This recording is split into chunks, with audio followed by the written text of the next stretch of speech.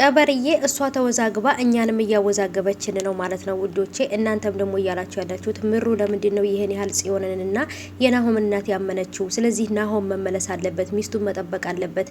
ምሩዬ በጣም ከባድ ችግር ውስጥ ነው ያለችው። ሰኒን ቀስ በቀስ ከሷ ካራቁ በኋላ እሷን ችግር ሊያደርሱባት ነው የሚል ብዙ ሀሳብ አለ። ግን ይሄን ነገር ምሩ አልተረዳችውም። እኛ በደንብ ተረድተናቸዋል፣ ግን ደግሞ እሷ ልትረዳ አልቻለችም። ጨበርዬም ደግሞ እዚህ መታ ተቀምጣ ሲጠይቋት ጥያቄ የማትመልሰው ለምንድን ነው የሚለው ነገር እጅግ በጣም ትልቅ ጥያቄ ፈጥሮብኛል ማለት ነው። ሰላም ሰላም፣ ውድ የተከበራችሁ የቻናሌ ተከታታዮች እንዴት ናችሁ? ከኔ ጋር ሁሉ ሰላም ነው። ሰላማችሁ ይብዛል ባላችሁበት ውድ ቤተሰቦቼ። ለቻናሌ አዲስ ከሆናችሁ ሰብስክራይብ አድርጋችሁ ቤተሰቡ ነው። ነባሮች እንኳን በሰላም መጣችሁ ብያለሁ ውድ ቤተሰቦቼ። እና ውዶቼ በጣም የሚያወዛግብና ግራ የሚያጋባ ነገር ነው ማለት ነው እየተፈጠረ ያለው። ምክንያቱም እዚህ ጋር እንግዲህ ሶስቱም ሴቶች ቁጭ ብለዋል እነ ኪራ ቤት ማለት ነው። ልጁ ግን በጣም ከባድና ጨካኝ ሰው እንደሆነ እዚህ ቤት አስቀምጦ ጽናት ማን ነው ጨበርዬን ሲያሰቃያት እንደነበረ ቢያውቁ አንዳቸውም እዚህ ቤት ባልተቀመጡ ነበር ማለት ነው። ምክንያቱም በጣም ከባድ ልጅ እንደሆነ፣ ሱሰኛ እንደሆነ፣ አጫሽ እንደሆነ፣ እዚህ ቤት ፈልጎ የመጣው ሀብትና ንብረት እንደሆነ፣ ዘረፋ እንደሆነ ቢያውቁ በጭራሽ እዚህ ቤት አይቀመጡም ነበር። ግን ጨበርዬ ናት ይሄን ሁሉ ነገር ያጠፋችው። ቢያንስ ለአንዳቸው እንኳ ይሄ ነገር እኮ እንደዚህ ነው ብላ ውጭ ወጥታ እየተዝናናችና እየዞረች ትመጣ ነበረ።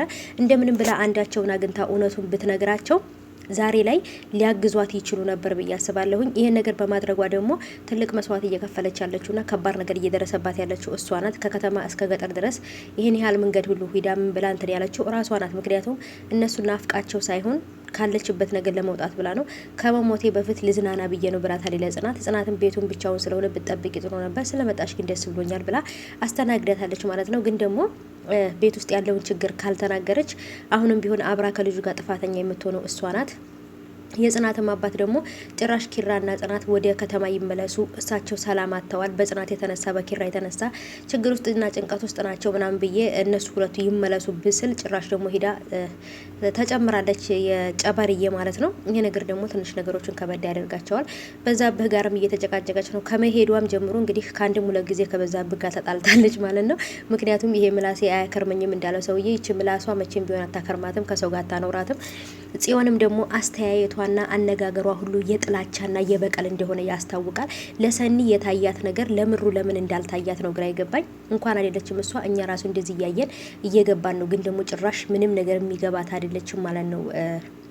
ምሩዬ ድራማ እንደሆነ እያወቅኩኝና ወይም ደግሞ እንግዲህ ትወና እንደሆነ ራሱ እያወቅኩኝ በጣም ነው የምናደደው ምሩን ሳያት ማለት ነው። እንደዚህ ማትበይ ልጅቷ ልትቀየር እኮ ነው፣ ልጅቷ እየተቀየረች ነው፣ ስለዚህ ታያት፣ መጥፎ ነገር አትናገሪያት ባለች ጊዜ በጣም ነበረ ምሩን ባገኛት በጥፊ ነበር ምላት። በቃ የእውነት ድራማ መሆኑን ራስቸው የእውነት መስሎኝ ራሱ በቃ በጥፊ ባያት ነበር ያለኝና ለምን ሰው እንዴት ነው ከዚህ በፊት በጣም ክፉ በጣም መጥፎ የነበሩ ሰዎች ከመሬት ተነስተው ጥሩ ሰዎች ሲሆኑልን ምን አስበው ነው? ምንድነው ይሄን እንደዚህ ጥሩ ሰው የሆኑልን ብለን ማሰብ አለብን ብዬ ነው ማስበው።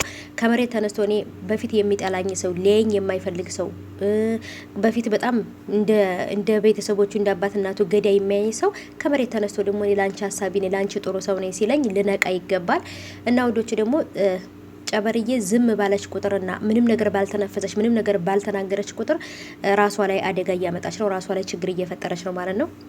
ሁሉን ነገር ተናግራ ኪራ ወደ ቤት ሄድና ቤት ላይ ያለው ነገር እንትን በል የሆነ ሰው ገብቶ ይሄን ካላመጣሽ እያለ የቤቱንም ካርታ እየፈለገ ነው። ስለዚህ እኔ ሸሽቼ ነው የመጣሁት፣ ስለዚህ ቤትህን ተረከበኝ፣ እኔ ከዚህ በኋላ እዛ ቤት ተመልሼ አልሄድም ብላ ማለት አለባት። በዛ ላይ ደግሞ እዛም ቤት ያሉትንም ልጆች አንቺ ካልመጣሽ የሆነ ነገር አደርጋቸዋለሁ እያለ እየፎከረብኝ ነው። ስለዚህ ቤትህን ተረከበኝ ብላ ማለት የእሷ ግዴታ ነው ማለት ነው። ምክንያቱም የሆነ ነገር ቢፈጠር ጥፋተኛ የምትሆነው ጨበርዬ ስለሆነች ማለት ነው። የብዙዎቻችሁም ሀሳብ ደግሞ መናገር አለባት እውነቱን እያላችሁ ነው። እኔም ይሄንን ሀሳብ እደግፈዋለሁ። ለኪራ መናገር አለባት።